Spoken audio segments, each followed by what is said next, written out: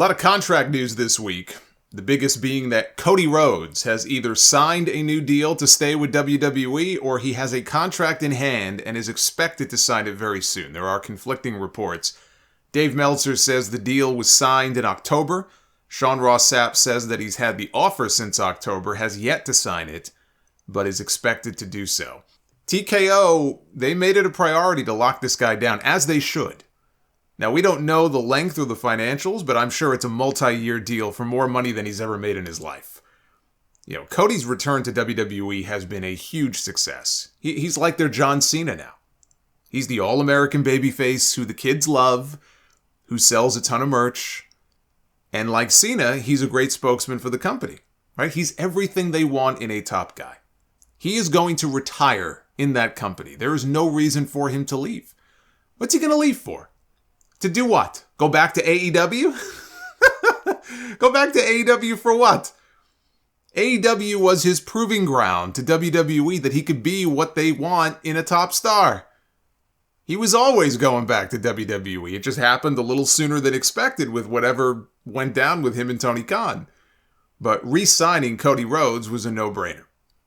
Also, both Rey and Dominik Mysterio, father and son, deadbeat dad and son, they have signed new deals with WWE. House of Wrestling says Rey's deal is for 3 years, and he does plan to continue wrestling for the length of the contract, so I think he would be 52 years old at the end of it. Dominik's deal is said to be for 5 years, and as good as he is already, imagine how much better he'll be 5 years from now. And Fightful broke the news that Charlotte Flair agreed to a contract extension with WWE shortly after the TKO merger went through. It was one of the first deals that they made. Her and Cody were probably the first two. It's said to be for a huge money increase and is one of the highest paid deals to a woman in WWE history. They say one of the highest paid deals. The only other woman I could think of who would have been paid more would be Ronda Rousey. So if Ronda Rousey is number one, then Charlotte has to be number two. Charlotte, by the way, did suffer the terrible triad that I talked about last week. That is a torn ACL, a torn MCL, and a torn meniscus in her match with Asuka.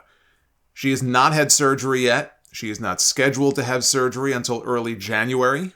So if that 9-month window they gave us is true, she would be looking at an October return, probably at the earliest. She did show up on crutches. She was sitting in the front row at Arena Mexico on Friday night to support Andrade at the CMLL show. Per PW Insider, Bayley has also re-signed with WWE for what is believed to be a multi-year deal. So they are in signing mode right now. They're locking people down. You know, Drew McIntyre, Seth Rollins, Becky Lynch, they all have deals coming up in the first half of 2024. I expect all three to stay with WWE. It's good to see Endeavor throwing money around to keep these people. There was some doubt at the beginning about how much they would be willing to spend on talent after the merger went through. You know, relative to how much money the company makes, it's still probably not enough. But it's good to see that they're at least throwing money around and locking people down. I don't think they would be locking them down if they were lowballing them on their contracts. Fightful had a note on another woman who used to be with WWE and may soon be back with them again very soon, that being Mercedes Mone. They said that her asking price was above what they were told Charlotte got on her new WWE deal, which again is said to be one of the most lucrative deals ever given to a woman in that company. And Mercedes is said to be asking for even more. And you know what? I see no problem with this. I think she's worth every penny. Besides the fact that she's super talented and has great matches, if WWE re-signed her, she would instantly become one of their most marketable stars. I also see no issue with her knowing her worth and trying to get the best deal possible. If she's ready to make a commitment to one company, WWE is going to want her, AEW is going to want her. It's smart for her to ask for the best possible deal. Let the two sides compete with each other.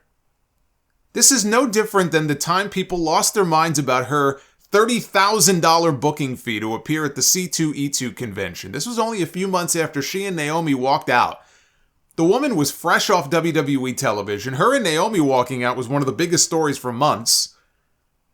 Her fan base is rabid, we know that. So the promoter was willing to pay her fee to bring her in and sign autographs for $70 a pop. and take pictures for 90. I will guarantee you they made their money back on her and then some.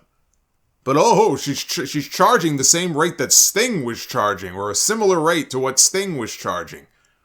What's your point? Always ask for what you think you're worth. If you don't get it, then you can lower your price. But Mercedes is going to end up getting whatever she's asking for because she is a star. She should be making Charlotte Flair money. I don't see the problem here. Becky's going to get paid next year too, although she already played her hand by saying this week that WWE is the place where she's going to retire. See, you don't say that. What are you doing? Don't let them know that. But she already tipped her cap. That's why I said, like, her and Seth, there's no drama about what Seth Rollins and Becky Lynch are going to do next year. They're going to stay in WWE. There's no reason for them to leave, right? They make great money. They can travel together. They're in prominent positions on the show.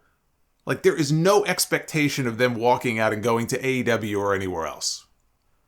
But it's, again, this whole Charlotte and Mercedes thing, that kind of bubbled up a little bit on social media this week. Who does she think she is? Or she's fragile, or she's not as good as Charlotte. She is going to be every bit the star that Charlotte is and Becky is if she comes back and they push her at the level they were pushing her at before. So if she thinks she's worth X amount of dollars, then why would she ask for less? Oh, well, the internet doesn't think I'm worth it. I better lower my fee.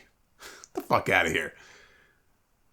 And the update on Giulia from this week's Observer is that AEW is not even being considered when her contract is up with Stardom in March.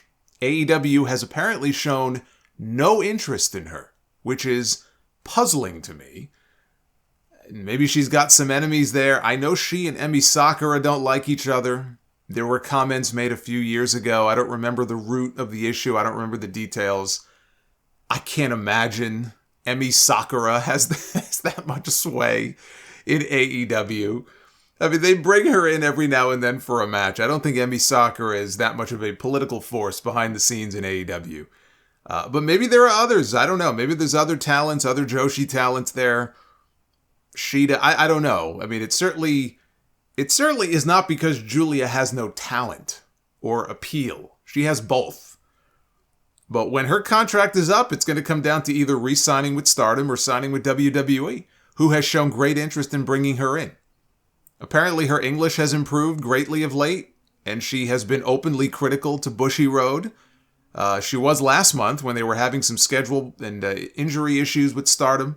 She was very vocal about that. If I had to bet, I would say she's leaving the way things look right now. She's probably going to end up in WWE. And how wild would it be if WWE brought back Sasha Banks and signed Giulia, and we got that first Sasha against Giulia match, not in Japan, but in a WWE ring?